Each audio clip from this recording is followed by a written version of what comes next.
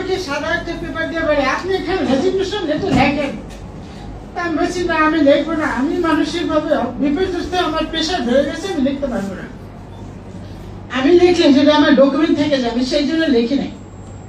পরে তারা হচ্ছে যেটা নিয়ে আসছে প্রিপারেশন তো নেওয়া পুরা প্ল্যান্ট একদম, ওইটা আমার বের দিয়া আমার আঙ্গুল গুলো ধরে এরকম এরকম করে টিপসই দেয়। আমি কি মূর্খ মানুষ, আমার টিপসই কেন?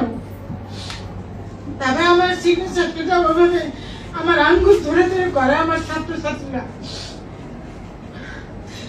পরে আমি যদি আমি সিগনেচার না করি তাহলে আমাকে ফিজিক্যাল হ্যারাসমেন্ট করবে, কারণ প্রিন্সিপাল তারা নাকি এটা করে আসছে, কিন্তু আমি তো দেখি নাই, কারণ আমি তো আমাদের রুমে তালাবদ্ধ ছিলাম।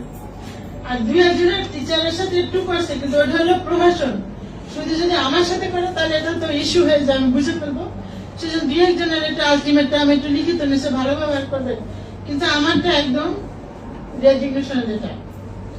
পরে যাই হোক ওভাবে নিচ্ছেন, আমি যদি সিগনেচার আমি দিতে বাধ্য হয়েছে, আমি যদি মানে আরো ডিজিট হতাম তাহলে আমাকে তারাও ফিজিক্যালি অ্যাসাল্ট করতো, যেভাবে কথাবার্তা চারিদিকে বলছিল। পরে আমি ভাবলাম যে আমার ওই অপমান না আসছে, আমার মানে এটাই বেটার, পরে আমি যুদ্ধ করবো। পরে আমি সিগনেচার ওরা হাত ধরেই করেছে, আমি নিজে না, জোরপূর্বক। তারপরে আমাকে আরো 4টা পর্যন্ত আটকে রাখলো, এবং ওই চিঠি তারা হেডকোয়ার্টার আমাদের যে মাননীয় চেয়ারম্যান আছেন, সেক্রেটারি আছে, তাদের কাছে চিঠি তারা দিয়ে আসছে। তারপর আমার 4টার পরে ছেড়ে দিছে, আমাকে ওয়াশরুম পর্যন্ত যেতে দেয়নি। পরে আমি 4টা ছেড়ে দেওয়ার পরে প্রিন্সিপালের তারা স্লোগান দিয়ে দিয়ে রাস্তায় নিয়ে সিএনজিতে উঠায় দিয়ে আসলো, মানে স্লোগান দিয়ে তার অপমান রাস্তার রিক্সারা পর্যন্ত শুনছে। সেগুলা দিয়ে আসতে যখন গেছে আমি ভাবলাম যে এটা তো আমার সুযোগ, নাইলে আইসা আমাকে ধরবে, হয়তো আমাকে মারধর করবে। পরে আমি জানালা দিয়ে লাফ দিয়ে পরে আমি পিছনের রাস্তা দিয়ে আমি বাড়িতে চলে আসছি নিজেকে চেক করার জন্য। এখন আমি পরের দিন আমি এটার এগেইনস্টে লিখিত দিয়ে আসছি আমার অথরিটির কাছে।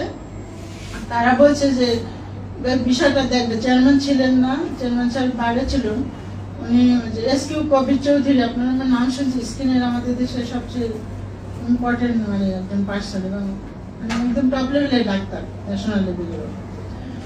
উনি ছিলেন না, উনি কালকে আসছে, আজকে হেড অফিসে আসবে, আমি যাব। আমি অফিসে গিয়েছি আজকের, এটা তো চাকরির একটা রুলস আছে, সেটা অনুসারে আমি যাই। আমার যে বর্তমানে যে দিছে দায়িত্ব, তিনি হলেন ওই গোষ্ঠী আর কি। ওনাকে এর আগেও 3-4টা আমেরিকার আমলেও প্রমোশন পাইছে, এখন উনি আবার চেয়ার পাইছে। এখন এদের দুজনের ইন্ধন এটা আমি স্পষ্ট, এবং এদেরই যারা সামনে লিডারশিপ দিচ্ছে এই আন্দোলনে, তারা এদেরই আত্মীয় স্বজন, স্টুডেন্ট কিন্তু এদের আত্মীয়। এবং পরে আমি স্যারকে তো বলে আজকে